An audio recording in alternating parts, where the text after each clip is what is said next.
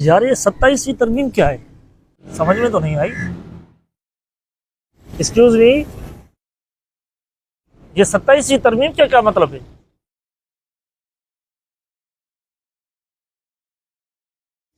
بھائی جان 27ویں ترمیم کا پوچھا ہے. یار بڑی بات ہے، جواب ہی نہیں دے رہے ہو. کھڑے ہو جاؤ. او بھائی کیا ہوا ہے؟ کھڑے ہو جاؤ. کیا ہو گیا ہے؟ کھڑے ہو جاؤ. تم بھی کھڑے ہو جاؤ. کیا ہوا ہے آپ کو؟ سوال نہیں، سوال ہی تو پوچھا ہے. بیٹھ جاؤ. اب بیٹھ جاؤ. تم بھی بیٹھ جاؤ. نیچے بیٹھو.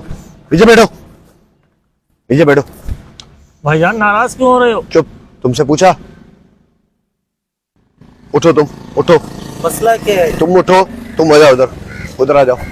ادھر بیٹھو تم. کیا ہوا؟ کیا ہے غصہ اتنا کیوں؟ چپ.